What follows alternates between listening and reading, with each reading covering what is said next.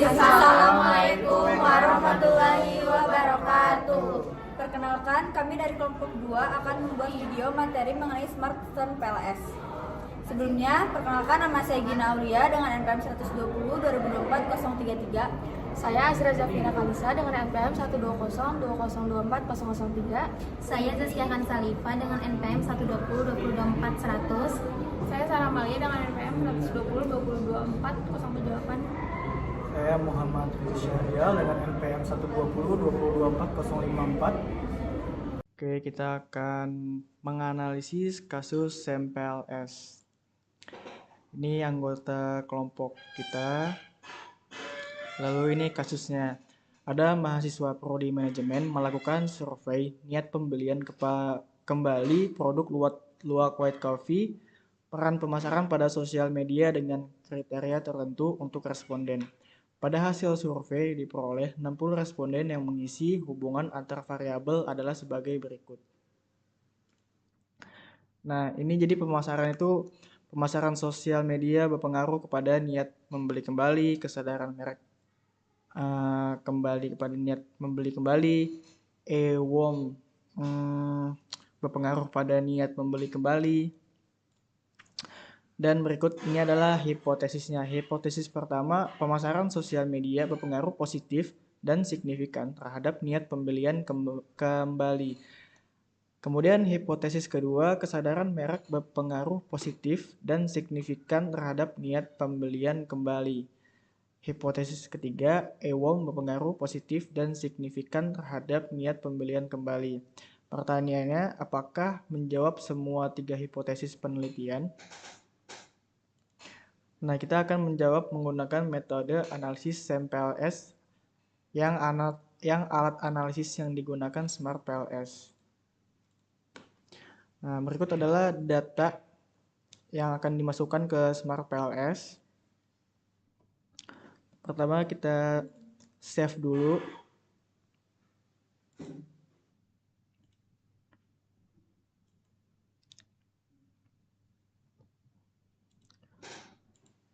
Kita simpan dalam folder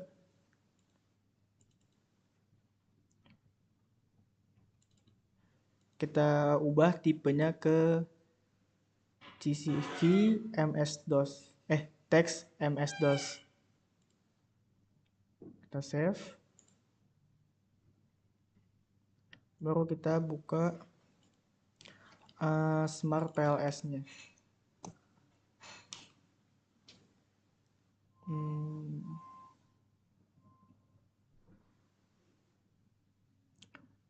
Nah, di sini kita pencet dulu new project.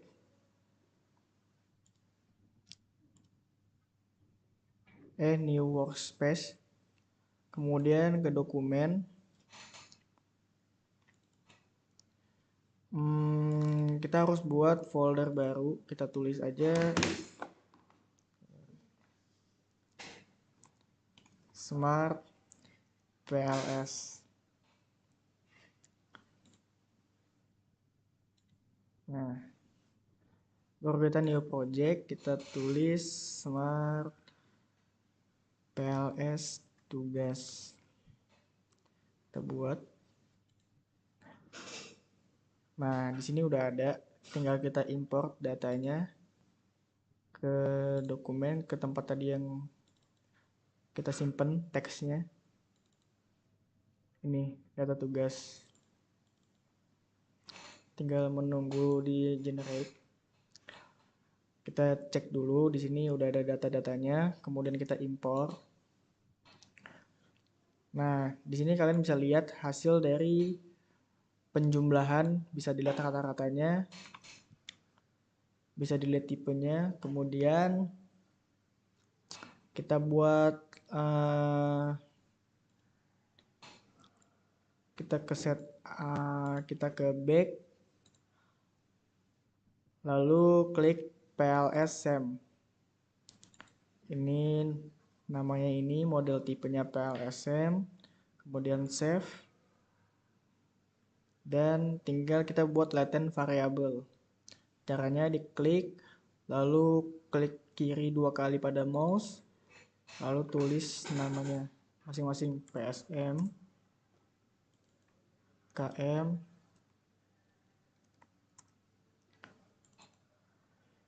IW, sama NMK. Nah, tinggal dirapiin aja. Kita select PSM.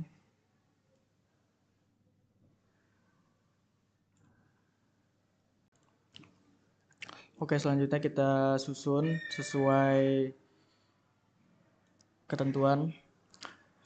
Baru kita masukin datanya ke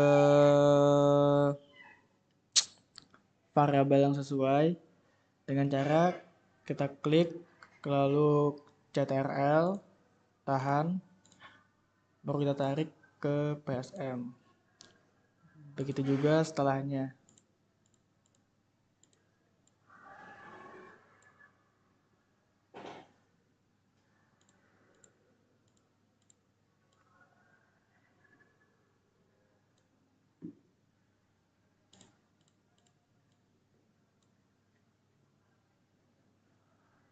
Lalu kita rapikan.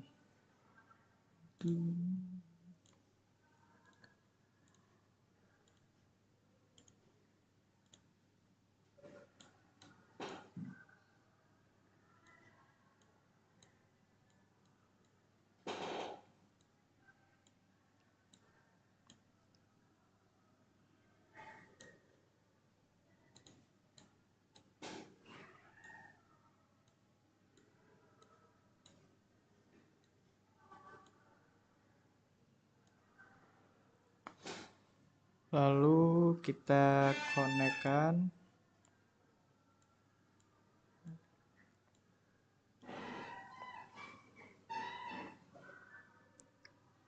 Langkah selanjutnya kita pencet calculate, lalu ke PLSM algorithm. Lalu kita cek datanya sudah sesuai, lalu start calculation. Nah, di sini sudah jadi seperti yang di PPT.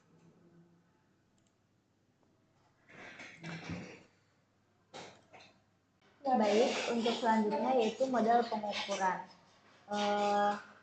Model pengukuran rehabilitas internal. Indikator yang dicarinya adalah Crow-Batch Alpha dan Composite Reliability. Untuk hasilnya kita bisa lihat di Smart PLS. Lalu kita ke Construct Reliability, lalu Overview. Ini untuk hasilnya. Setelah itu kita kembali lagi ke PPT.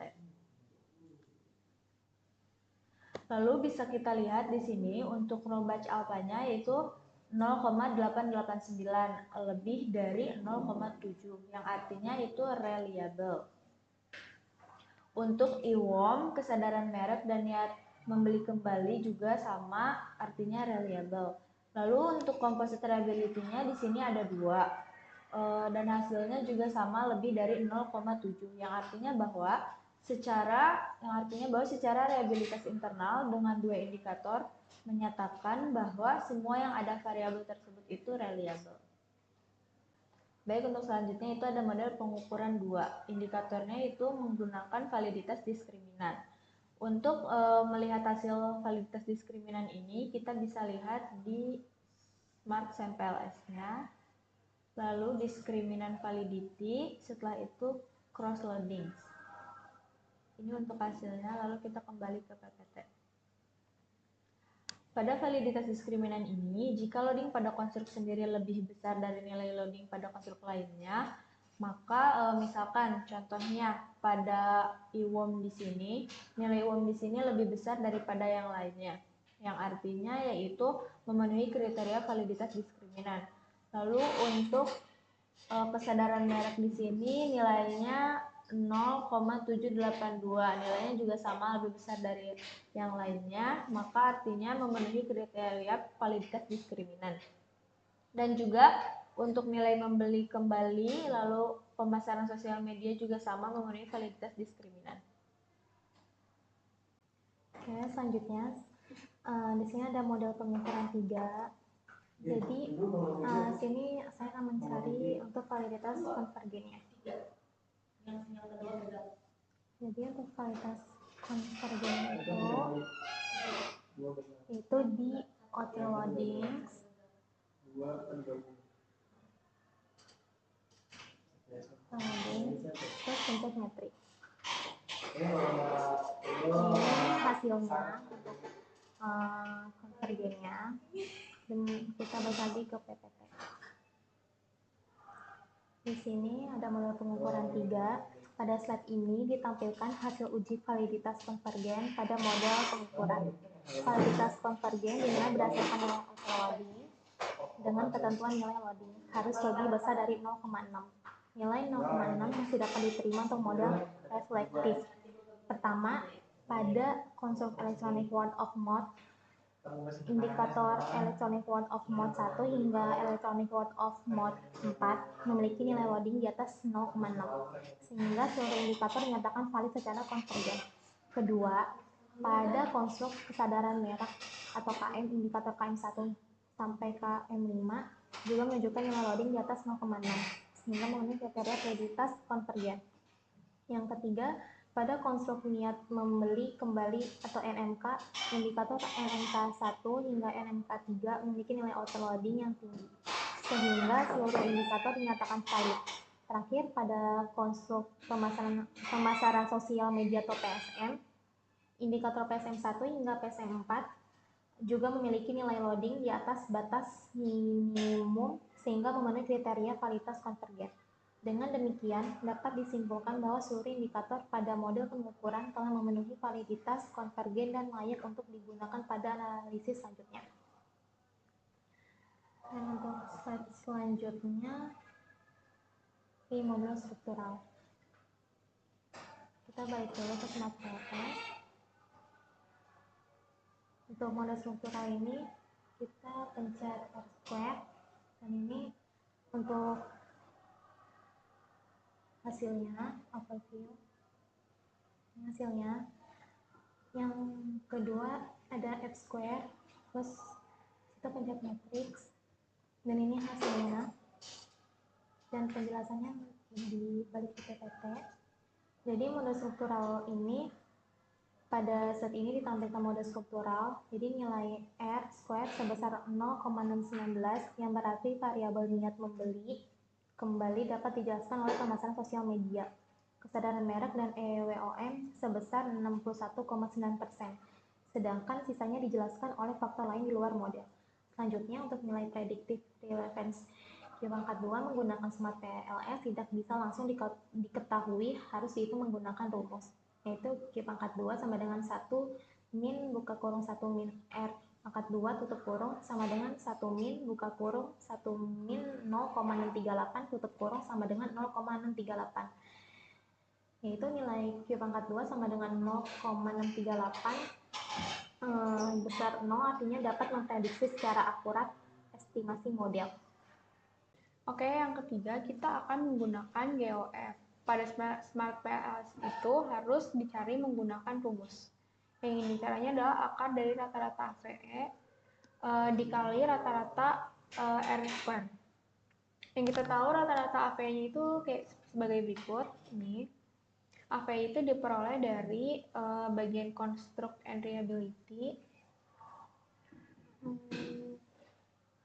di overview.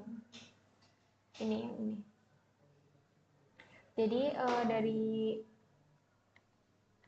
Jadi dari angka-angka ini tuh kita buat rata-ratanya. Nah, rata-ratanya itu 0,7015. R2-nya itu hasilnya tadi 0,638, lalu mereka berdua diakar dan dikalikan, hasilnya itu 0,669. Nah, menurut Tenhouse 2004 itu nilai GOF small nilai GOF yang lebih besar dari 0,38 itu termasuk yang besar, dan karena kita hasilnya 0,669 ini 0,669 maaf, artinya lebih besar daripada 0,38. Nah, ini adalah tingkat kelayakan model yang tergolong besar. Untuk selanjutnya itu terdapat interpretasi hasil. Jadi untuk kita melihat hasilnya itu kita ke Smart PLS. Lalu kita back, lalu calculate, lalu bootstrapping, dan kita lihat di sini untuk signifikan levelnya itu 0,05. Lalu kita cek lagi. Oke, baru kita klik start calculation. Jika sudah, kita pindahkan ke PPT. Nah, jadi hasilnya itu pengaruh EWOM atau EWI terhadap niat membeli kembali itu PPV-nya ada di 0,336, melebihi dari alfa, artinya tidak signifikan alias menerima hipotesis 0.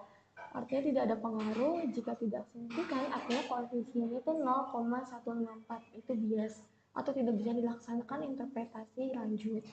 Untuk kesimpulan itu H3 atau tidak terdukung. Lalu untuk yang kedua itu pengaruh kesadaran merek terhadap niat membeli kembali itu p-value-nya 0,369 melebihi alfa. Artinya tidak signifikan alias tidak menerima hipotesis 0. Jika tidak signifikan artinya koefisien 0,209 itu bias atau tidak bisa dilaksanakan interpretasi lanjut. Jadi untuk kesimpulannya itu H2 tidak terdukung. Lalu untuk yang ketiga itu pemasaran sosial media terhadap niat membeli kembali itu p-value-nya itu 0,03. Itu kurang dari alfa alias signifikan, itu menerima hipotesis alternatif. Nilai koefisien jalur PSM menuju LMK itu sebesar 0,493. Artinya pemasaran sosial media berpengaruh positif dan signifikan terhadap niat membeli kembali. Jadi untuk kesimpulannya itu H1 terdukung. Sekian, terima kasih. Sekian dari kelompok kami. Wassalamualaikum warahmatullahi wabarakatuh.